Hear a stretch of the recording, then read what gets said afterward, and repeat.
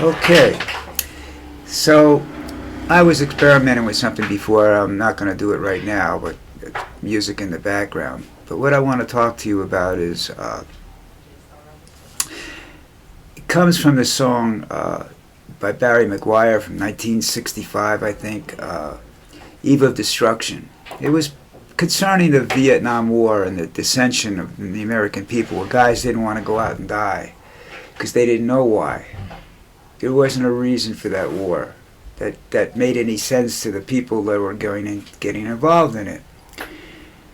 Afghan war was a little bit different because there were 3,000 dead Americans inside the United States that were killed by Arabs. So we went over there to send a message, which I don't know whether we've ever done, and I think it's still going on. But look at the rest of the world right now. Look at what's going on out there right now. You have a lot of politicians running around that have no idea what climate change is. They don't believe in it. And it's the biggest threat to our country right now. That, they say AI is, well, of course AI is artificial intelligence, because artificial intelligence is based on pure logic. So logically speaking, if they are put in a position to protect the planet from climate change, they will destroy the human race, because we are the biggest threat and the biggest cause of climate change. It's not the animals, it's the humans, so you have a disgusting group of politicians out there that are doing nothing right now except arguing about who should be in charge of what.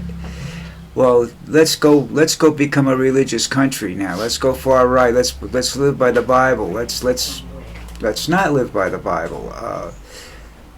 I don't care what you live by. I think more or less common sense is the best rule of thumb here.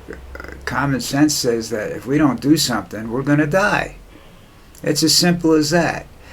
It's not a maybe. It's not a theory of could happen. It's happening right now.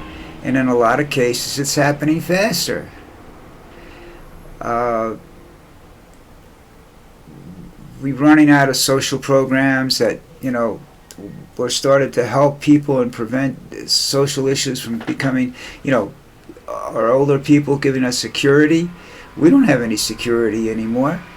Ever since President Reagan decided he wanted to borrow from Social Security to balance the budget, we've been screwed. By 2034 now, they say, we'll be broke.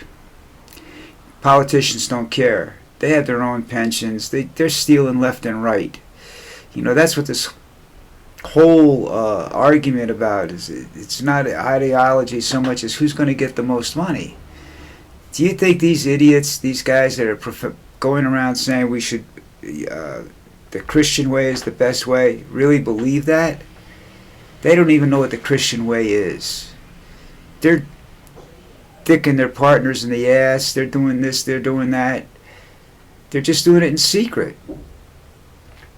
That was the difference. That's the difference between the 60s and the now. When you talk about sex, you talked about in the 60s. It became an open subject. You were allowed to talk about it in class. You were allowed to talk about it everywhere. But then the Christian majority said, well, that's affecting the morals of the young people. Young people experiment whether you have them in a jail or wherever, okay? They're going to go out and try things and think things and want to know about things. That's the purpose of being young. And you're going to sit there and tell them that they can't do that. They have to believe this way and this way only. And once you do that, totalitarian governments have all failed, okay? I'm not saying that democracy is going to last, but it seems that when you start telling people what to do, whether it's democracy or totalitarianism, they don't like it. That's that independent part of us. I don't know what's going to happen to me because if you take my Social Security away from me, that's a problem. Okay? A very big problem for me. But on the other hand, I don't want to live in a country that's going to tell me what to do. I'm not going to be around that much longer, so I don't have to worry that much. But I worry because I have grandkids. Granted, they don't live in the United States, but I have nephews and niece. I have a niece. I have 2 great nephews. I probably will have a great child on the way someday. Maybe I'll still be alive to see that. I don't know. I have grandkids down here that I worry about every day. You know, that's one of the reasons. My fear is one of the reasons I never had kids and never wanted kids. That fear is a complicated thing. It's just the responsibility of going along with a child. Now I'd be afraid even more today, with the way things are.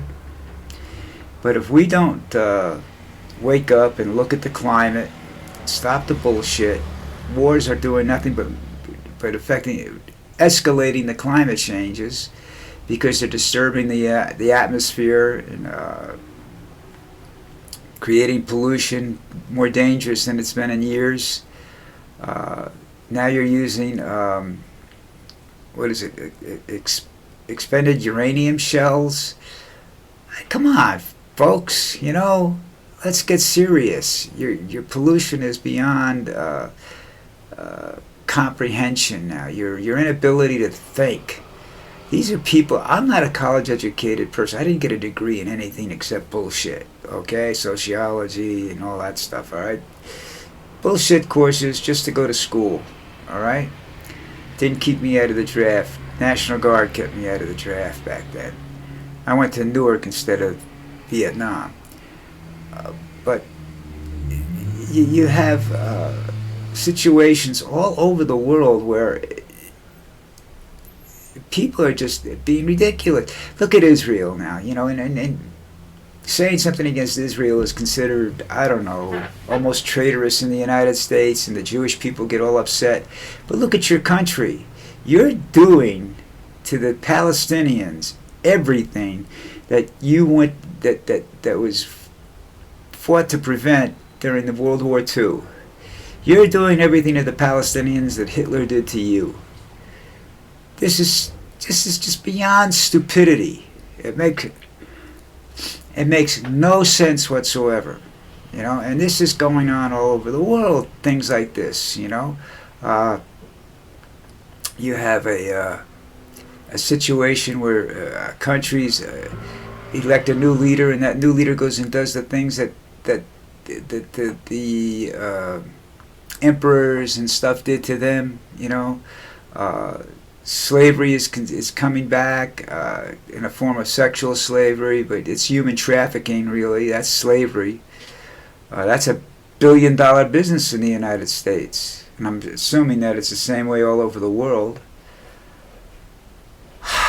You have leaders that want to conquer other countries. Tell me why. I want to know why Putin invaded the Ukraine. I didn't see any signs that the Ukraine was going to invade Russia, or that they were a physical threat to Russia at that time. So why did he go into? That doesn't make any sense to me. You know, nothing makes sense to me anymore.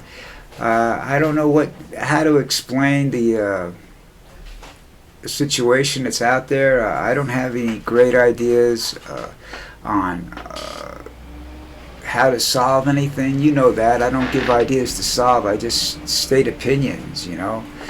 And but in my opinion, I don't think this world, this planet's got 50 years left in it, as we know it.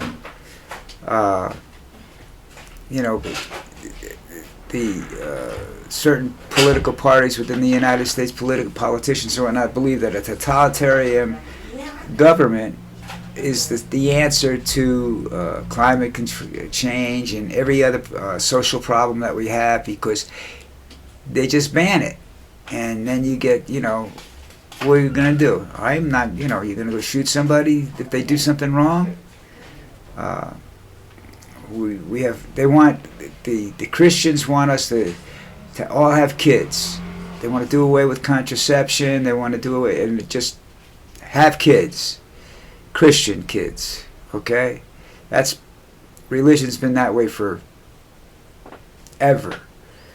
They want the population in their countries to increase. The problem with that is, how are you going to feed them? You can't feed them right now without going to war with somebody to get more food. You know, right now we're the country that has the most food, but that's not going to last much longer. All right, climate change is going to change the balance of power in the world. All right, those countries that are agricultural countries and not manufacturing, not making cars and everything else, they're growing plants and harvesting and herding animals and whatnot. These are the countries that are going to be the more powerful ones because they're going to have the food. And you can't go in there and take that country away from them without destroying the agricultural properties of that planet, of that country. And that's something we don't understand. You know, the only time that comes up is when you talk about nuclear weapons. Well, we're not going to drop the bomb because we won't have any food to eat. You know. I don't know. I think I lost my sound, but we'll figure this out later on.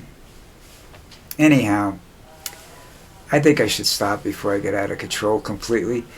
I'm going to come back later on and play that song for you so you can hear it and you'll understand what I'm talking about.